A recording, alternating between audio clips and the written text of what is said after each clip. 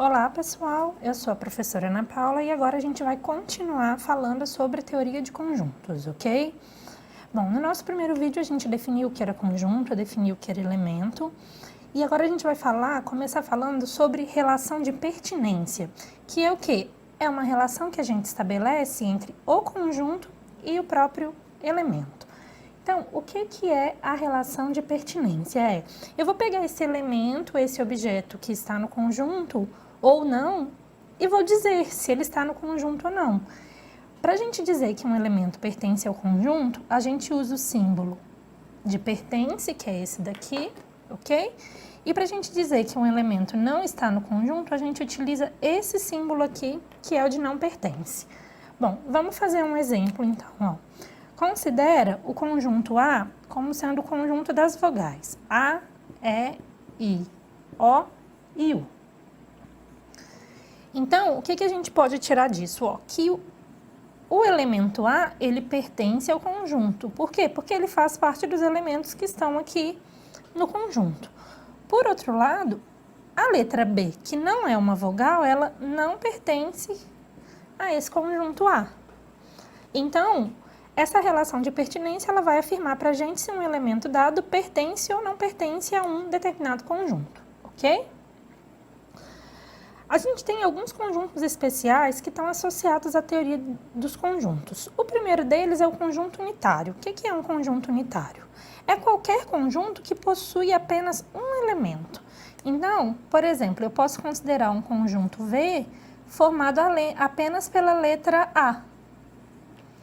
Isso se trata de um conjunto unitário, ok? Um outro conceito importante é o conceito de conjunto vazio. O que é o conjunto vazio? Conjunto vazio é o conjunto que não possui nenhum elemento. E a gente retrata ele, a gente representa ele através desse símbolo aqui, ok? Isso é o que representa o conjunto vazio para a gente. E um outro conjunto importante é o conjunto universo. O conjunto universo ele vai estar sempre associado ao conjunto inicial com o qual a gente está trabalhando. Ele é o conjunto que possui todos os elementos com os quais se pretende trabalhar. Então, por exemplo, no caso desse conjunto A que a gente viu aqui em cima, o conjunto universo associado a ele seria o conjunto de todas as letras do alfabeto, ok? Então, o conjunto A é o conjunto das vogais e o conjunto universo associado ao conjunto A é o conjunto de todas as letras do alfabeto. Beleza, pessoal? Ah, um detalhe importante que ficou faltando no primeiro vídeo foi o seguinte. Lá eu falei que a gente sempre representa os conjuntos por letra maiúscula. E os elementos de um conjunto a gente normalmente vai representar por letras minúsculas, ok? Fica essa observação aqui. Continuando, a gente precisa definir como que a gente consegue concluir se dois conjuntos são iguais ou não. E a gente define isso utilizando essa relação de pertinência que a gente falou no início aqui do nosso vídeo. Ó, se todo elemento que pertence a um conjunto A também pertencer a um conjunto B, e todo elemento que pertencer a um conjunto B também pertencer ao conjunto A, a gente vai poder dizer o quê? Que esses dois conjuntos são iguais, ok? Então, por exemplo, se eu tenho o conjunto A como sendo o A, E, I, O, U, e um conjunto B como sendo os x, aqui olhando para o x como variável e não como letra, onde x é uma vogal, observem, todo elemento que está em A está em B, certo? Porque todas as letras que estão aqui são vogais. E todo elemento que está em B está em A. Portanto, eu posso dizer que A é igual a B. Beleza?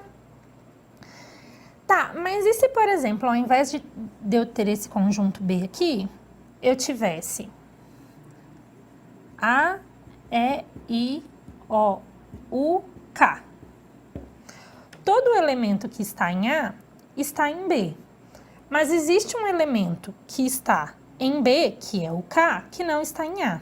Então, nesse caso, eu também consigo definir uma relação entre esses dois conjuntos, que é a relação de subconjunto. Eu vou dizer que A é um subconjunto de B. Vamos ver a definição de subconjunto aqui, ó.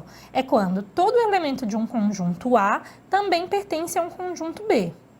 Nesse caso, a gente diz que A é subconjunto de B. Então, vamos voltar aqui, ó. Todo mundo que está em A está em B, correto? Então, eu digo que A é subconjunto de B e represento isso dessa maneira aqui. Esse símbolo é o símbolo de está contido. Ou eu escrevo que B contém A, ok?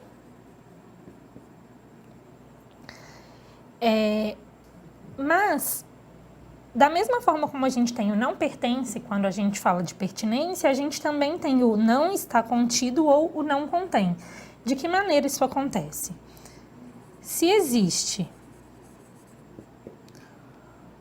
um elemento no conjunto A, tal que esse elemento não está no conjunto B, então a gente diz que A não está contido em B. Que A não está contido em B, ok? Se a gente olhar aqui para o exemplo que a gente tinha aqui em cima, a gente tem que o B não está contido em A. Por quê? Porque existe o K aqui que não pertence a esse conjunto. Tá ok? Um outro exemplo que a gente poderia pensar também aqui, ao invés do B, seria o próprio conjunto de todas as letras do alfabeto, né?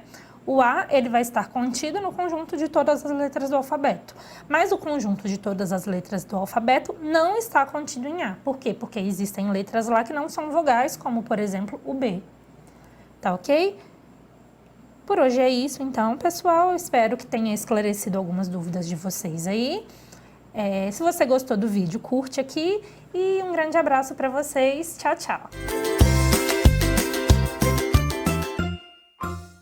Olá! Gostaram dos vídeos? Agregou no seu aprendizado? Para assistir novamente, clique na imagem ao lado.